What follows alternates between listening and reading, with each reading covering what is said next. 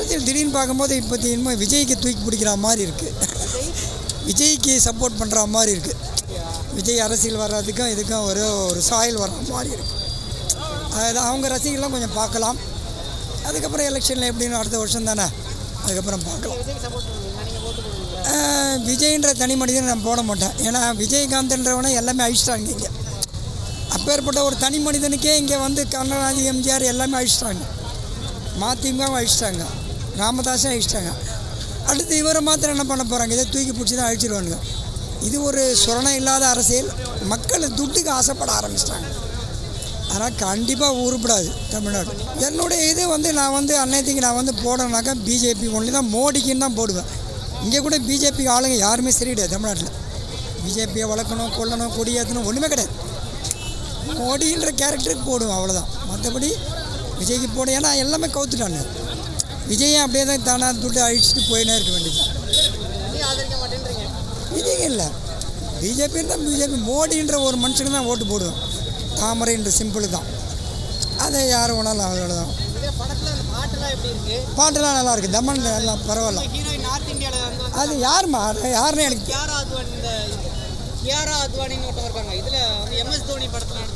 அது நான் பார்க்கல. அதெல்லாம் அதான் ஆக்டிங் யாருன்னு தெரியல, லேடிஸ் யாருன்னு தெரியல. காமெடிலாம் இல்லை, பரவாயில்ல. பார்க்கலாம். சங்கர் படம் பார்க்குறதுக்கு தான் வந்தேன். அதை குறையாதுக்கு. ஆனால் அந்த முதல்வன் சாயல் இருக்குது. சூர்யாவுக்கு ஃபஸ்ட் மார்க் கொடுக்கலாமா? எஸ்ஜே சூர்யா. சங்கருக்கு தான் ஃபஸ்ட்டு சங்கர் பிரம்மாண்டன்றது அதே மாதிரி நிரூபிச்சிருக்காரு. காமெடி இதையும் எடுத்துக்கினே வரல. அது என்ன காரணம் தெரியும். எப்படியே ஒரு காமெடி சீன்லாம் எடுப்பார். காமெடியே இது வர இந்த தைரியமாக இந்த அளவுக்கு எடுத்திருக்காருனாக்கா பாராட்டலாம். அந்த முதல்வன் சாயல் இருக்குது. ஒரு நாள் முதல்வர் வரல அர்ஜுன், அந்த சாயல் அப்படி இருக்குது. ஆனால் கொஞ்சம் அப்படியே ட்ராக்கை மாற்றிட்டாப்பு. கண்டிப்பாக கலண்டா. நான் இதில் என்ன மைண்டில் வச்சு எடுத்திருந்தேன்னா, தளபதி தான் மைண்டில் வச்சேன். ஸோ இவர் ஒரு அரசியல் கட்சி ஆரம்பிக்கும் போது எத்தனை பேர் தடங்களாக வருவாங்க. ஸோ அதையும் மீறி ஒருத்தர் வருவார் அப்படின்னா அது தளபதி தான் அப்படின்ற மாதிரி தான் எனக்கு மைண்டில் இருந்துச்சு. ஸோ கடைசியில் தளபதி பதவி ஏற்கும்போது இப்படிலாம் நடக்கும் அப்படின்னா அப்படியே ஒரு மைண்டில் அப்படியே ஒரு மாதிரி தான் போச்சு. சரி, ஓகே தான். ஓரளவுக்கு எனக்கு தமிழ் ஆடியன்ஸுக்கு இது பிடிக்குமான்னு தெரியல. பட் ஆனால் ஓவராலாக ஒரு ஃபேனாக, சங்கர் சார் ஃபேனாக பார்க்கும்போது இந்த படம் ரொம்ப ரொம்ப அருமையான ஒரு படமாக, இந்த பொங்கலுக்கு ஒரு சூப்பர் ஹிட் படமாக இருக்கும். பெரிய மைனஸ்ன்னு எனக்கு பெருசாக தெரியல. படம் கொஞ்சம் பெருசாக இருக்குது, அவ்வளோதான். மற்றபடி வேற எதுவும் எனக்கு பெருசாக தெரியல. வேறு ஏதாவது கேள்விகள் கேட்கலாம்.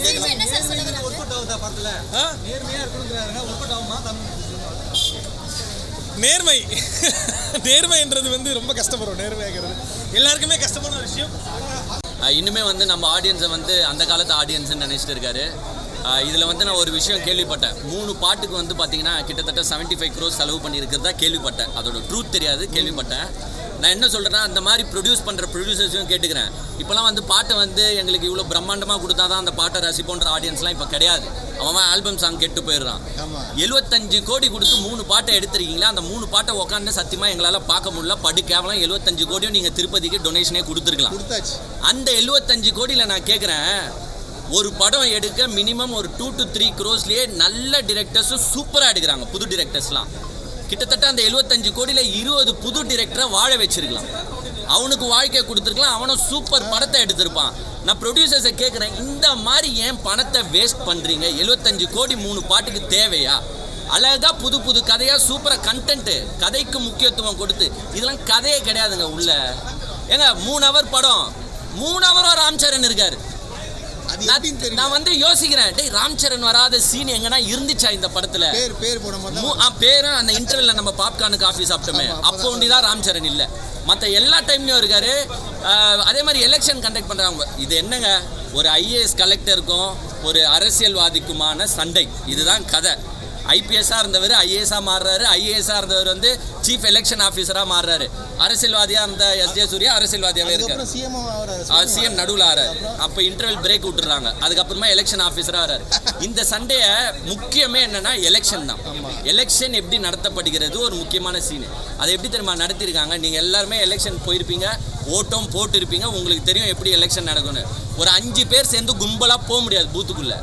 போலீஸ்காரங்க இருப்பாங்க, சிஆர்பிஎஃப் ஃபோர்ஸ் இருக்கும். கும்பலாக போனேன்னா உன்னை சுற்றுவான். எல்லாம் மீறினா. இங்கே என்னடானா புல்டோசரை வச்சுக்கிட்டு போலிங் பூத்தில் சண்டையை போடுறாங்க. இவர் என்ன செய்கிறாரு, நம்ம ஹீரோ என்ன செய்கிறாரு, போலீஸ்க்கு வந்து ப்ரொடெக்ஷன் தேவை, போலீஸ் நீங்களாம் வீட்டுக்கு போயிடுங்க நான் பார்த்துக்கிறேன் அப்படின்ட்டு தனியாக நின்று சமாளிச்சுக்கிறாரு எங்கள் chief election officer polling பூத்தில்.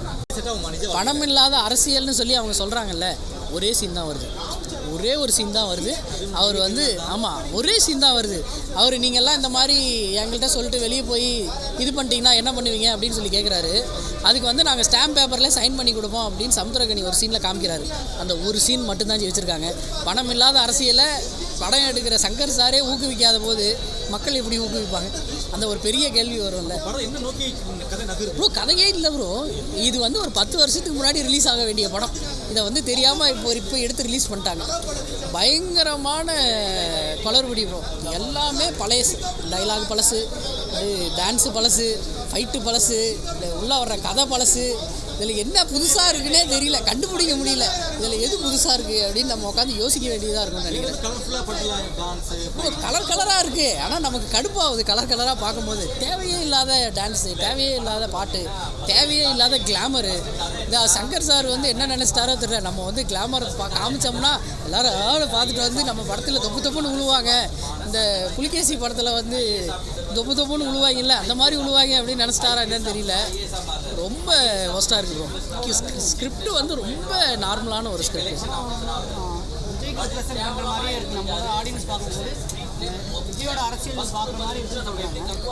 Bro இதெல்லாம் விஜய் அரசியல் கூட நீங்கள் வந்து ஒப்பிடக்கூடாதுன்னு நினைக்கிறேன். அவர் வந்து இப்போ தான் ஏதோ கொஞ்சமாவது மேலே வந்திருக்காரு. இதில் இந்த மாதிரி இருந்ததுன்னா கண்டிப்பாக அவரை செஞ்சுருவாங்க. அந்தளவுக்கு தான் அரசியல் இருக்குது. அரசியலே கிடையாது இதில். இது வந்து இன்டர்வலில் வந்து பயங்கரமான ஒரு ஷாட் இருந்தது. அடுத்த சீன்லேயே அதை க்ளோஸ் பண்ணிட்டாங்க. என்னையா பண்ணுறீங்க அப்படின்ற மாதிரி இருந்தது. அந்த இன்டர்வல் சீன் வந்து ரொம்ப நல்லா போச்சு. அதை டெவலப் பண்ணியிருந்தா கூட நல்லாயிருக்கும். அதெல்லாம் எதுவுமே கிடையாது. அடுத்த சீன்லேயே காலி பண்ணிட்டு இது இன்னும் வேறு கதையில் போகிறோம் நம்ம அப்படின்னு சொல்லி நமக்கு வந்து 2 மணி நேரம் 2.25 மணி நேரம் வந்து நம்மளை வச்சு ஃபன் பண்ணியிருக்காங்க. நீயாவது மாறலன்னு வச்சுக்கோங்களேன், இந்த தமிழகல்ல இந்த இந்தியாவை கூட யாருமே காப்பாற்ற முடியாது. இந்த ஒவ்வொரு நாளும் நியூஸ் என்ன வருது, தமிழகத்து மேலே இத்தனை கடன் இருக்குது, இந்தியா மேலே இத்தனை கடன் இருக்குது. நான் ஒன்று கேட்குறேன், நீங்கள் வந்து உங்கள் வீட்டில் ஒரு பொண்ணுக்கு கல்யாணம் பண்ணுறீங்க அப்படின்னு சொன்னால், கடன் ஆகிடுச்சு அப்படின்னு சொன்னால், உங்கள் சக்திக்கு மீறி சொந்தக்காரன் வந்து இதுவாக பண்ணோம் அப்படின்னு சொல்லிட்டு நீங்கள் ஒரு சக்திக்கு மீறி பண்ணுறீங்கன்னா பெரிய கடன் ஆகிடுக்குன்னு சொல்லலாம். இங்கே ஏதாவது மாறி இருக்கா? ரோடு பார்த்தீங்கன்னா நிலவில் நடக்கிற மாதிரியே இன்ன வரைக்கும் இருக்குது. ஹெல்மெட் போட்டால் பிடிக்கிறாங்க. ஆனால் இங்கே அந்த ரோடு மேடு பள்ளத்தில் போனால் இந்த கழுத்தில் C5 C4 நர்வ்ஸ் எல்லாம் தேஞ்சு போய் எல்லோரும் பெல்ட் போட்டுன்னு திரிகிறாங்களே, அதெல்லாம் யாரும் இல்லை, நம்ம தான் கேவலமாக காசு வாங்கின்னு ஓட்டு போடுறதுனால. அதை தான் இந்த படத்தில் எடுத்து வச்சுருக்காங்க. நான் வந்து ஒரு 2 வருஷத்துக்கு சமுத்திரக்கனி சொல்லுவார், 2 வருஷத்துக்குள்ளே நான் வந்து சில விஷயங்கள் செய்யலை அப்படின்னு சொன்னால், நான் எழுதி கொடுத்த ஸ்டாம்ப் பேப்பரில் எழுதி கொடுக்குறேன், நீங்கள் வந்து 2 வருஷத்தில் என்ன பதவியில் இருக்கீங்க. பட் நான் என்ன சொல்ல வரேன், ப்ரைவேட் வேலையில் 6 மாதம் தான் ஃபஸ்ட்டு டைம் கொடுப்பான். அதே மாதிரி நீங்கள் எத்தனை விதிகள் சொல்கிறீங்களோ அதுக்கு இவ்வளோ டைம் அண்ட் பீரியட் போட்டு எல்லோரும் எழுதி வாங்குங்க. இதுக்கு முன்னாடி நிறைய அரசியல் படங்கள்லாம் வந்திருக்கு, அதுலேயும் நிறைய கருத்துக்கள்லாம் சொல்லிக்கலாம். அதெல்லாம் ஆமாம், எத்தனை கருத்து பார்த்தாலும் மக்கள் திருந்த மாட்டாங்க. இங்கே நிறைய பேர் இந்த படத்தை குறை சொல்லிட்டு இருக்காங்க பாருங்கள். ஆமாம், ஏன்னா அவங்களுக்கு தெரிஞ்சது படம், அது பாடம் இல்லைன்னு. எங்க ஏன் சொல்லுங்க. இல்லை அதை கேட்டு என்ன பண்ண போகிறீங்க சொல்லுங்கள். இல்லைங்க சென்னைன்னு வச்சுக்கோங்க, 90க்கு முன்னாடி இந்த சென்னை எப்படி இருக்கு, இன்னைக்கு எவ்வளோ வளர்ச்சி அடைஞ்சிருக்கு, ரோடு எப்படி இருக்குன்னு பார்த்துருக்கீங்களா? 90க்கு முன்னாடி முட்டிகாலுக்கு மேலே தண்ணி இருக்கு, இடுப்பு நடந்து போயிருக்கு. ஓ, நீங்கள் ரொம்ப சாட்டிஸ்ஃபேக்ஷனாக இருக்கீங்களா? தண்ணி இல்லை, ஓரளவு பரவாயில்லன்னு நினைக்கிறேன். இதெல்லாம் இல்லை, எனக்கு நல்லா இல்லை. பிரிட்டிஷ்காரர் இருந்தான்னு வச்சுக்கோங்களேன், அவன் வந்து என்ன பண்ணுவான்னா, நான் நடக்கிற ரோடு யூரோப்பியன் குவாலிட்டியில் இருக்கணும்னு சொல்லிட்டு பண்ணுவான். ஏன்னா அவன் நடக்கிறான், நீங்கள் பின்னாடியே அடிமை நடந்து வரீங்க. அது உங்களை பற்றி கவலை இல்லை. நான் நடக்கிற இடம் எனக்கு மேடு பள்ளம் இருக்கக்கூடாதுன்னு நினைப்பான். ஓகேங்களா? அவன் இடத்துலேருந்து திங்க் பண்ணி நம்ம ரோடை எதிர்பார்க்கணுமே தவிர 60 எப்படி, ஏன் 1960 சிங்கப்பூர் எப்படி இருந்தது, இப்போ எப்படி இருந்தது அப்படி போய் பாருங்கள். 2000 துபாய் எப்படி இருந்தது, இப்போ எப்படி டூரிசம் டெவலப் ஆயிருக்கு அப்படி பாருங்கள். அந்த மாதிரி தான் நீங்கள் பார்க்கணுமே தவிர 60 எந்த ரோடு இருந்தது, இப்போ எந்த ரோடு. எங்கள் அப்பா அந்த காலத்துலேயே வந்து 6 படி ஏறி வீட்டுக்கு போகிற மாதிரி வச்சுருந்தார். ரோடு மேலேயே போட்டு இப்போ என் வீட்டுக்கும் ரோட்டுக்கும் ஒரு அடி டிஸ்டன்ஸில் தண்ணி வர மாதிரி இருக்குது. மழை எங்கன்னா திறந்து விட்டானா எப்போ உள்ளே வரும்னு திக்குன்னு அடிச்சுன்னு இருக்கணும். படமே ஓகே, அவ்வளோதான். புதுசாக மைண்டில் நிற்கிற மாதிரி எந்த சீனுமே இல்லை. எதுவுமே பேசல. ஊழல் அதை பற்றி, சோஷியல் மெசேஜ் பற்றி எதுவும் புதுசாக பேசல. அவ்வளோதான். ஓகேண்ணா, அவ்வளோதான். ரொம்ப பெருசாக இல்லை. 10க்கு 5 கொடுக்கணும். அவ்வளோதான் சங்கர் அவ்வளோதான் முடிஞ்சிச்சு. ஒர்த்து இல்லை ப்ரோ. சங்கர் படம் பார்க்குற மாதிரி இருந்துச்சு. டெஃபினட்டாக நல்லா இருந்துச்சு. ரொம்ப நல்லா இருந்ததுங்க. டெஃபினட்டாக வந்து பாருங்கள். ஸ்டோரி வைஸும் நல்லா இருக்குது. இப்போ நம்ம பார்த்த கதை தான், பட் ஆனால் ஒரு டிஃப்ரெண்ட்டாகவும் நல்லாவும் இருக்குது. பழைய ஓஜி சங்கர் படம் பார்க்குற மாதிரி இருந்தது. சிவாஜி அந்த மாதிரி படமாக இருக்கா இல்லை இது வேறு மாதிரி இருக்கு? அந்த மாதிரி தான், ஆனால் இப்போ இருக்கிற ஆடியன்ஸ்க்கு பிடிக்கும்னு எனக்கு தோன்றுது. ஆக்சுவலாக பார்த்தா டோட்டலாக வந்து ஒரு டேரக்ஷனே மறந்துட்டாரா இல்லை என்ன ஆச்சுன்னு சொல்லிட்டு எனக்கு ஒன்றும் புரியல. சில சீன் மட்டும் தான் நல்லா இருக்குது, மற்ற சீன்லாம் நல்லாவே இல்லை, சுத்தமாக வேஸ்ட்டுங்க. அதேமாதிரி ராம் சரண் வந்து ஃபஸ்ட்டு ஓப்பனிங் மட்டும் வரமாட்டார், அதுக்கப்புறம்லேருந்து எல்லா சீனும் இன்ச் பை இன்ச் எல்லா சீனும் இருக்கிறாரு. நீங்கள் கிளைமேக்ஸ் பார்த்தா கூட அதில் வந்துடுவார். சரி ஃப்ளாஷ்பேக் போனாலும் அதுலேயும் அவர் தான் இருப்பார். ஒரு சீனும் மிஸ் ஆக மாட்டேன். ஏன்னா சொல்லிட்டு இருப்பார் போல், சார் நான் வந்து எல்லா சீன்லையும் நான் இருப்பேன், இது மிஸ் ஆகக்கூடாது அப்படின்னு சொல்லிட்டு இருப்பார் போல். அதனால் வந்து எல்லா சீனும் போட்டுக்கிறாங்க. அதுக்கப்புறம் பார்த்தீங்கன்னு வச்சிங்களேன், படம் வந்து ஆக்சுவலாக வந்து அரசியல் கண்டென்ட் ஃபுல் அண்ட் ஃபுல். ஆனால் வந்து ரொம்ப வந்து புதுசாலாம் ஒன்றும் எடுக்கலை. சில சீன்ஸ்லாம் நல்லா இருக்குது, பட் ஆனால் முக்கால்வாசி சீன் நல்லா இல்லை, போர் அடிக்குது. என்ன கதை சார்? அதான் அரசியல் கண்டென்ட்ங்க, ஒரு கேம் சேஞ்சர். அதாவது பார்த்தீங்கன்னா ஒரு அரசியல் மாற்றத்தை கொண்டு வர மாதிரி எடுத்துருக்காரு ஒரு புதுசாக ஒன்று பண்ணி. அதுவும் சாத்தியம் இல்லாத எலெக்ஷன்ஸ்லாம் நடக்குதாங்க. போலீஸ்லாம் அங்கே இருக்கிறாங்கன்னு சொல்லிட்டு தெரியல. ராம் சரணும் எஸ்ஜே சூர்யாவும் உள்ளே வந்து சண்டை போட்டுக்கிறாங்க. எல்லாரும் அடிக்கிறாங்க, 100 பேர் 150 பேர் அடிக்கிறாங்க. அது எப்படின்னு எனக்கு ஒன்றும் புரியல. சாத்தியமே இல்லாத சீன் நிறைய இருக்குது படத்தில்.